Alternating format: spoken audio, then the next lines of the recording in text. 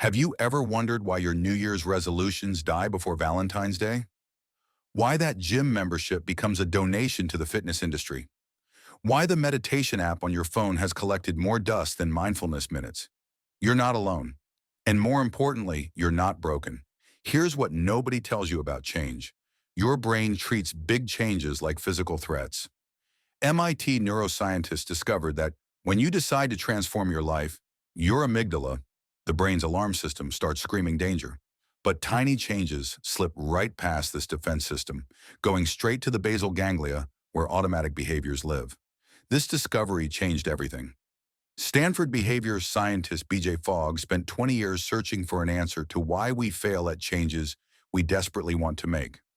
After personally coaching over 60,000 people and conducting groundbreaking research at Stanford's Behavior Design Lab, he discovered something that challenges everything we've been taught about habit formation.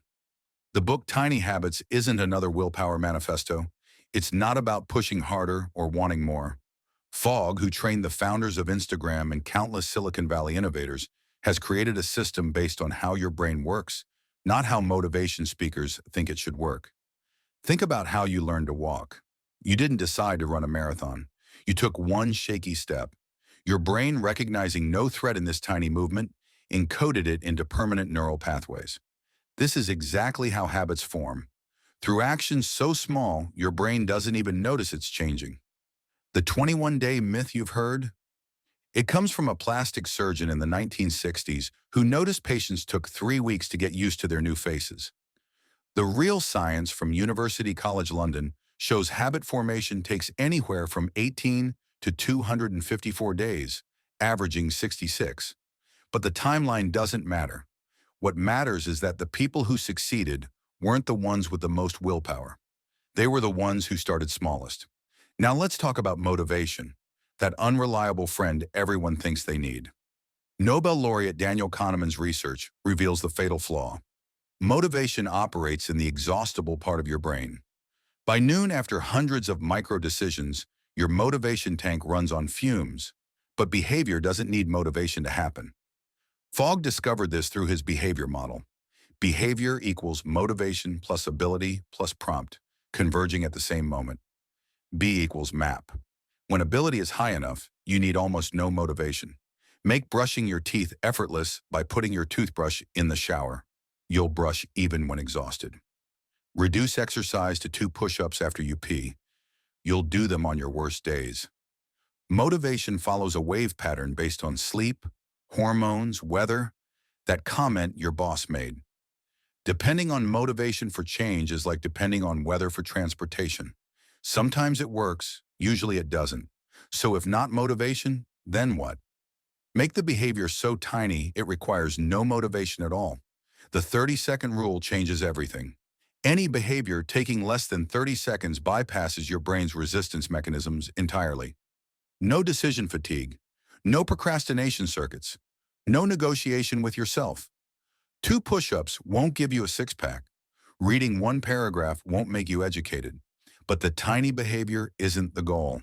It's the seed. University College London tracked 96 people forming new habits.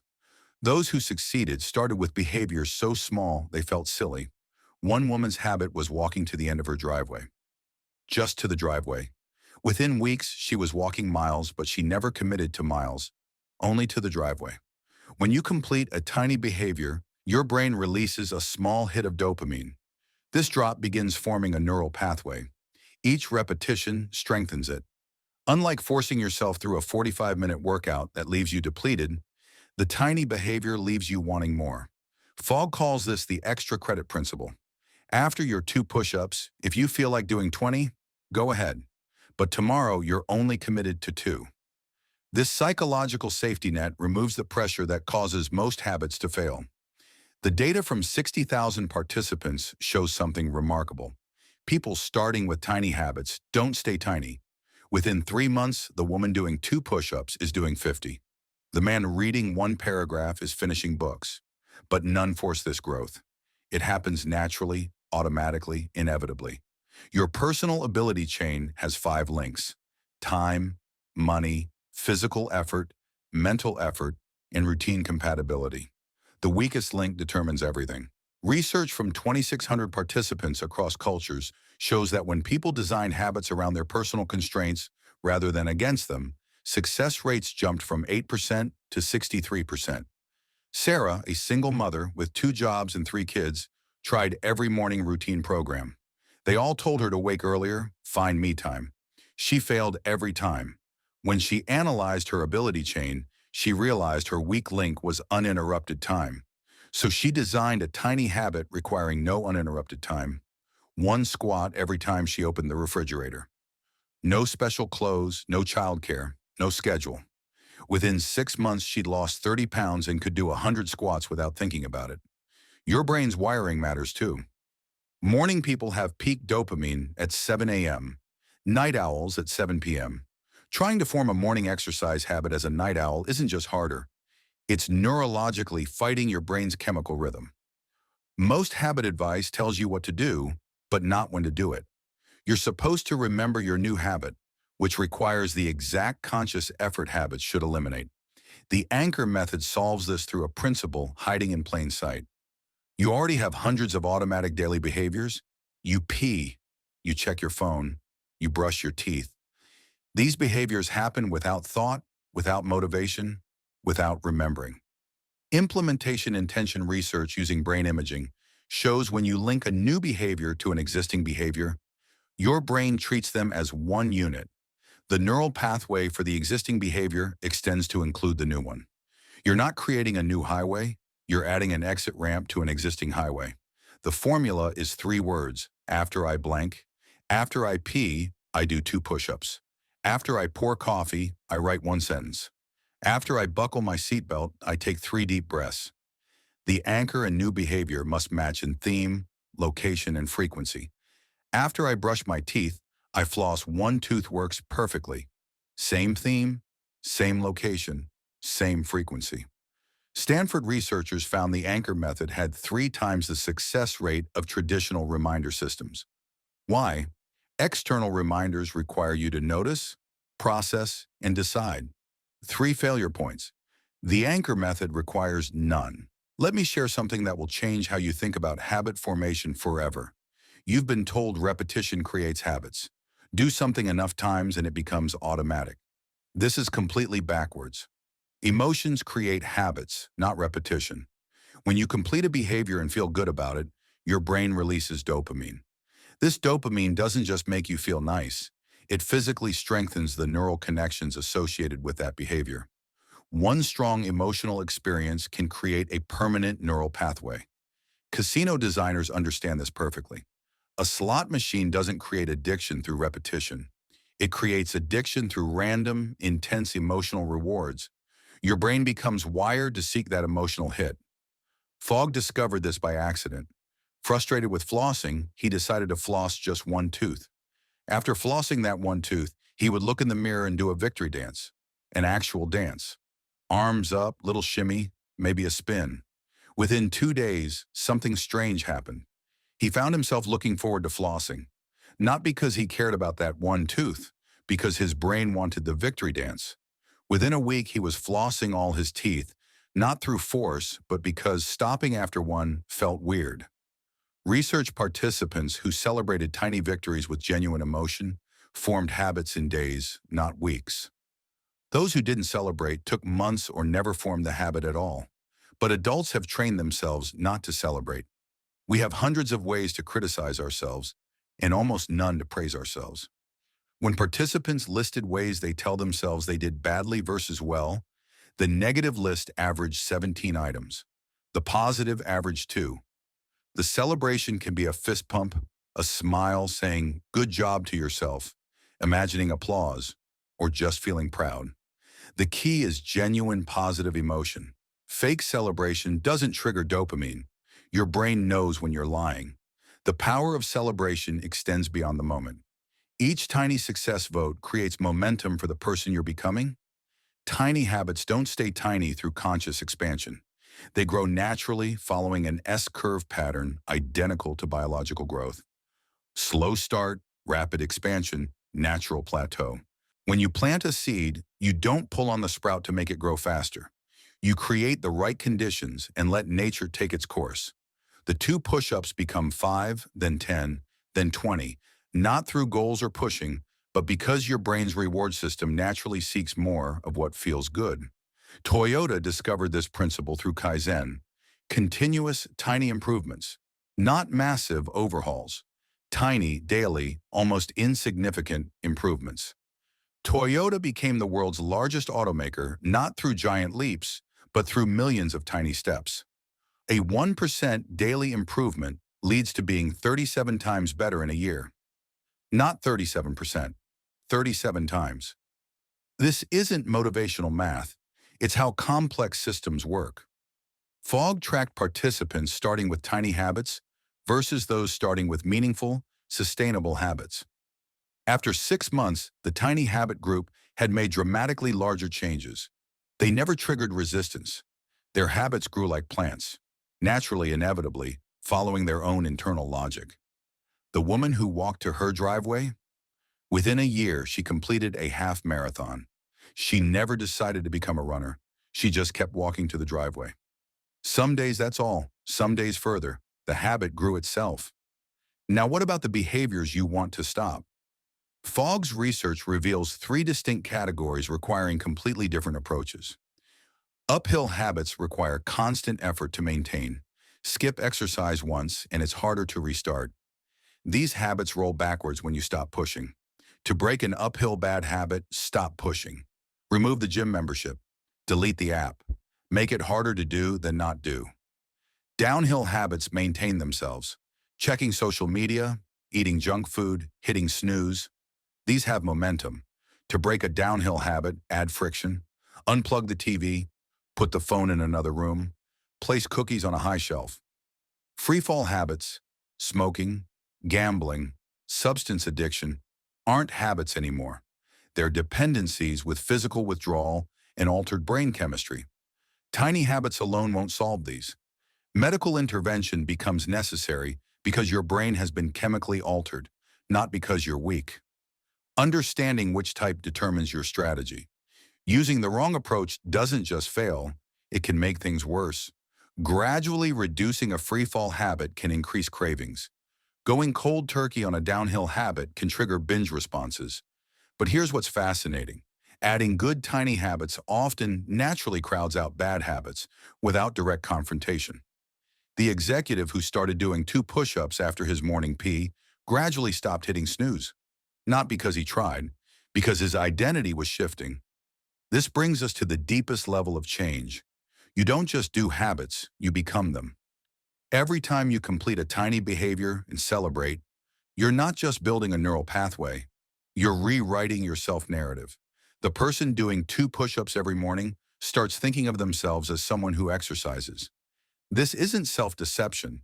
They literally are someone who exercises every single day. The person writing 1 sentence daily becomes a writer. Not eventually, immediately, from day 1. Olympic athletes became champions not when they won medals, but when they first thought of themselves as athletes. That mental shift, which can happen with the smallest action, changes everything. You stop negotiating about whether to do the behavior.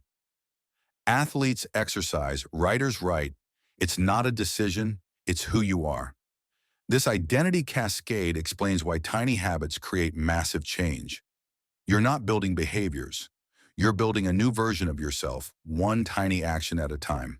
Each tiny success votes for the person you're becoming. Research shows people who change through tiny habits maintain those changes. 5-year follow-ups find 73% of tiny habit practitioners maintain their changes versus 14% of traditional resolution makers. They didn't just change their behaviors, they changed who they are. Cardiac patients told to exercise more had 22% adherence after 1 year. Patients who adopted the identity of being an active person through tiny habits had 81% adherence. Same behavior change. Different mechanism, different outcome. So where does this system reach its limits? The system works for any behavior under conscious control. But some behaviors aren't under conscious control anymore. Clinical depression isn't a habit, it's a neurochemical condition. ADHD isn't a motivation problem, it's a neurological variation. Trauma responses aren't bad habits. They're survival mechanisms encoded deeper than conscious behavior. These require professional intervention because they're outside the domain of voluntary behavior change. Randomized controlled trials show tiny habits are incredibly effective for health behaviors, productivity, relationships, and skill development. Success rates average above 60%, but for clinical conditions, trauma, and severe addiction, tiny habits should supplement, not replace, professional treatment. This isn't a weakness. It's appropriate boundaries. You wouldn't use tiny habits to fix a broken bone. You shouldn't use them to fix clinical mental health conditions. But for the vast majority of behavior changes people want, tiny habits aren't just effective. They're the most effective method ever scientifically validated. What makes this system different from every other behavior change method? It's not based on what should work. It's based on what does work. 20 years of research, 60,000 test subjects, millions of data points. This isn't theory, it's engineering. Here's a thought experiment that changes everything. Imagine you could only make one change, not a big change, the smallest possible change. Something that takes 2 seconds, something so tiny it's almost embarrassing. Now imagine doing only that, nothing more, for the rest of your life. Just that tiny thing. Who would you become? The person who does one push-up every day for 40 years is a different human than the person who doesn't. Not because of the push-up, because of who they became through 10,000 tiny successes. The compound interest of identity. This is the secret hidden in plain sight. Change isn't about the size of the action. It's about the consistency of becoming. Every tiny action is a vote. Every celebration is a confirmation. Every day is an election where you choose who you are. Stanford's research revealed something profound. People don't fail at change because they're weak or lazy or unmotivated. They fail because they're using the wrong operating system. They're trying to run new software on hardware designed for survival, not transformation. Tiny habits are the compatibility patch. They work with your brain's existing architecture instead of against it. They use your neural highways instead of trying to build new ones from scratch. They harness your brain's addiction mechanisms for good instead of evil. Think about the last time you successfully changed something in your life. Really changed it. Chances are, it started small, maybe even by accident. A casual decision that became a routine, that became an identity, that became your life. This isn't coincidence. It's how humans are wired. We don't change through revolution. We change through evolution. One tiny mutation at a time. Each mutation either survives or dies based on how well it fits the environment. Tiny habits survive because they fit perfectly into the ecosystem of your existing life.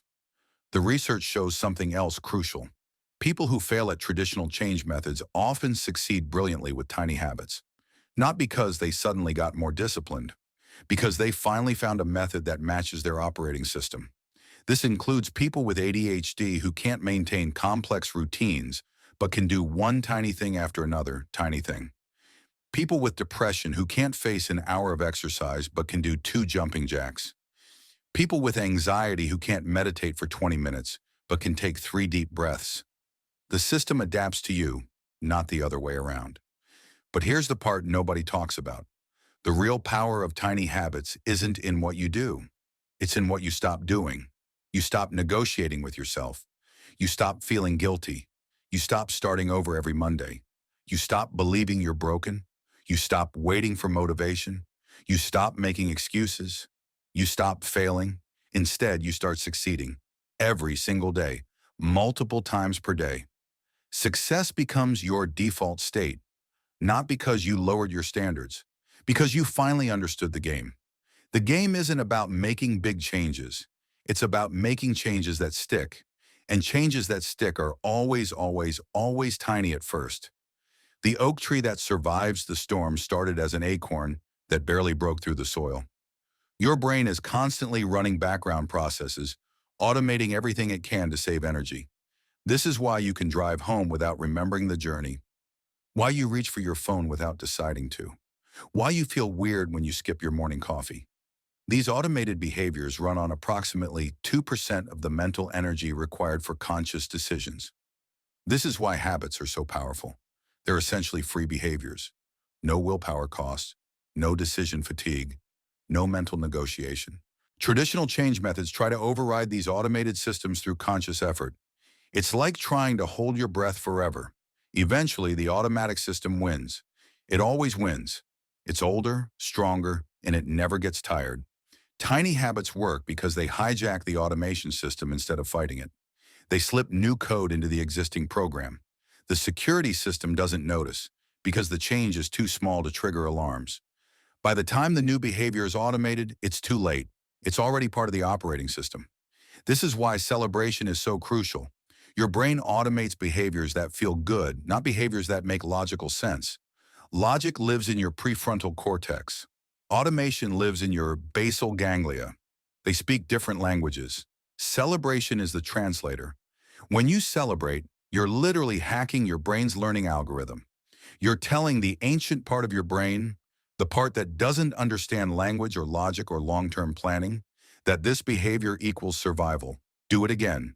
Make it automatic. Make it free. And now you face a choice. You can close this knowledge and return to the cycle of resolution and failure. Or you can take the smallest possible step toward change. Right now. Not tomorrow. Not Monday. Now.